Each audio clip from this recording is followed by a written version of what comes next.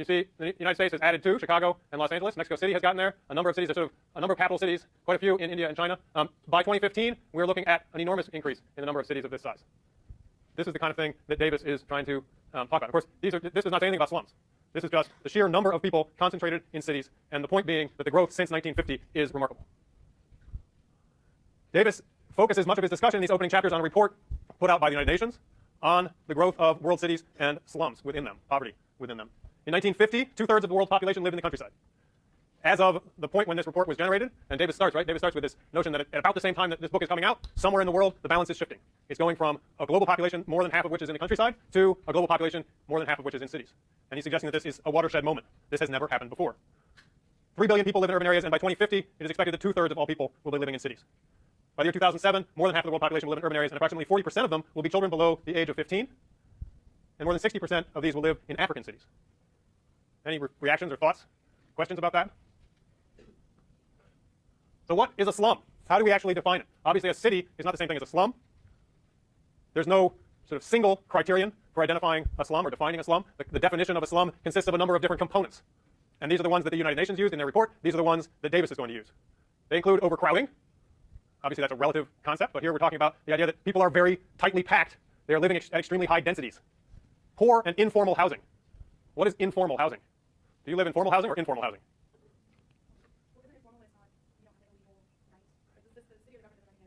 Okay. Part of being informal is this last one, insecure tenure. They aren't quite the same thing. You're right. Informal, in part, refers to the fact that you don't have a formal claim to be there, to live there. A formal claim to live there would be something like a lease. You have a legal document, a contract, that if anybody walks up and says, you can't be here, you can say, yes, I can. Look, I've got this lease. What is the lease? If you're renting, what does that refer to? It refers to the fact that the person who owns that property has formally granted you the right to live there. Likewise, if you own the place that you live, you've got a title. Someone challenges your right to be there, you can wave the piece of paper in their faces, and if you need to, you can even drag them into court and wag the piece of paper in front of a judge's face, and the judge will say, yeah, you own that space, you're allowed to be there. You have a formal claim to it. Informal housing, I think also, though, kind of similar to the idea of poor housing, refers to the fact that the conditions in which that housing was constructed were ad hoc, or not necessarily officially to code, for example. Informal housing can refer to the fact that you built it yourself with whatever you could find, and it's not really necessarily the case that the things you're using for a roof were intended to be a roof, right? You may have constructed this with whatever you could find, and in that sense, it's informal as well. Inadequate access to safe water and sanitation, that's pretty self-evident, right? These are frequently these are places where you're not going to have clean tap water coming out of a sink in each abode, each residence. And insecure tenure. Now, insecure tenure can mean a lot of different things. Have any of you ever lived in a condition of insecure tenure? Everyone know what tenure is? I'm not talking about professors. Yes, no? Are you familiar with this term? Or do we need to talk about it? I need some feedback. When you hear this idea of insecure tenure, do you immediately feel comfortable that you understand what I'm talking about? No. Okay. For a professor, tenure means a claim to your job. In the context of land and property, tenure means a claim to land and property. And we're accustomed to thinking about that in terms of ownership, right? I've got a title. Or leasehold. I've got a piece of paper that officially recognizes my right to be here as a rental agreement with the owner. So in both cases, it goes back to fee title ownership. But there are a lot of other ways you can have tenure to a piece of property. If you think about the way property was organized in the feudal period, you had agricultural producers, peasants, serfs, whose tenure was secure, but not recognized in a contract or a title deed. Which is to say, there was a lord who had control over a piece of land. Again, it may or may not have been reflected in what we would call a title today. And that person recognized the right of those peasants to be there farming. And insofar as that person continued to recognize it and society as a whole recognized it, that tenure was secure. So there is such a thing as secure tenure without a lease or without a title. At the end of the day, what it comes down to is, does society acknowledge and recognize that you can be there and that they can't remove you? If you were a peasant on a feudal manor or property and you stopped growing food or refused to till the soil and produce food for the Lord, you were at risk of losing your tenure. Because part of your security of tenure was tied to the idea that that was what you had to be doing there. So there are a lot of ways that you can have secure tenure other than the ones we're accustomed to. And similarly, if you go to one of these slums, just because it looks informal, and maybe is informal in the sense of built out of whatever they could find, and possibly at risk of falling down in the next storm, there might still actually be security of tenure for the people who are living there. And that can be true even if there isn't a title deed to the property. And Davis talks about this, that in fact, a lot of people who live in these places pay rent to somebody who claims and perhaps does actually exercise effective tenure over that parcel of real estate, whether or not that person actually owns that real estate in an officially recognized way. So insecurity of tenure, part of it isn't just that you don't have some kind of formally recognized claim. Part of it can just exist in the fact that perhaps nobody does, and you don't know when you might lose your tenure there, because you don't know when the person you're paying rent might suddenly be hauled in by the state and called to account for the fact that they don't have, in fact, a formal claim to that property. Does all that make sense?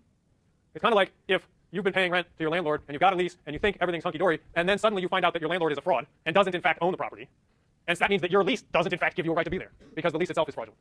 I mean, what if your landlord defaulted on the mortgage and the property got foreclosed, and suddenly your lease doesn't give you secure tenure anymore, right? There are actually protections against that kind of thing in certain parts of the world, like Berkeley, but in many parts of the world, there aren't. And it can create a certain kind of anxiety in which insecurity of tenure is in fact not knowing whether or when your tenure might suddenly vanish out from underneath you. Any questions? All right, 5-minute break. Go.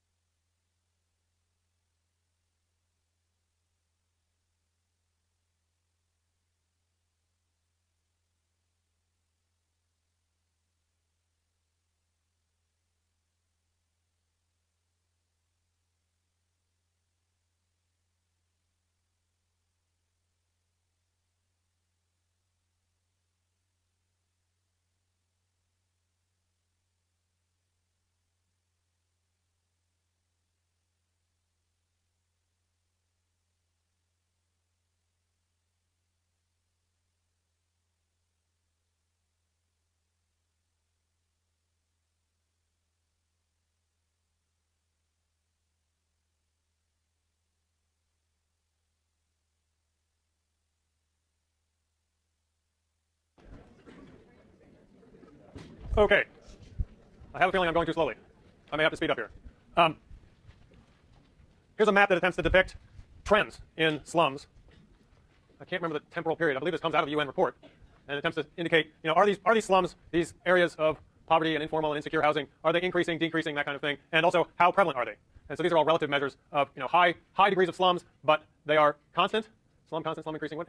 These are, oh boy, I need to go back and look at the original map here. The point of this being that okay, these are categories in which either they are high and constant or increasing, medium or increasing. So that would be places where the slum phenomenon is most pronounced, right? It's already very prevalent and or it's growing.